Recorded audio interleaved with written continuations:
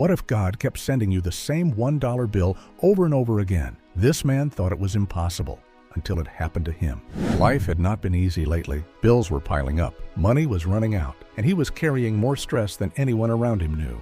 One afternoon, he accidentally dropped a $1 bill in a parking lot. He didn't notice, and he simply drove away. The next morning, he opened his front door, and there it was, the exact same dollar bill, lying on his doorstep. At first, he thought it was a coincidence, but then he noticed a small blue mark in the corner, the same mark as the bill he had lost. Trying not to think too much about it, he gave the dollar to a homeless man. He smiled and walked away, certain he would never see it again. But later that day, he froze, because the same dollar bill was sitting on the passenger seat of his truck, waiting for him.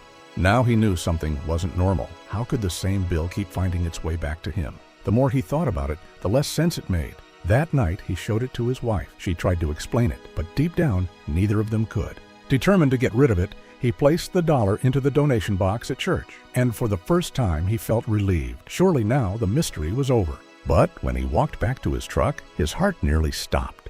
The same dollar bill was tucked beneath his windshield wiper. This time, he turned it over carefully, and for the first time, he noticed something he had never seen before. A handwritten Bible verse. John 3:16. When he got home, he opened his Bible and read the verse. "Look at the birds of the air. They do not sow or reap or store away in barns, and yet your heavenly Father feeds them." As he kept reading, tears filled his eyes, because he realized the message wasn't about money. It was about trust. That night, he fell asleep holding the dollar bill, and in his dream, he saw Jesus standing in a field bathed in golden light, smiling peacefully, as if reminding him that God had never stopped watching over him. The next morning, he woke up with a peace he hadn't felt in months. His problems hadn't disappeared. His bills were still there.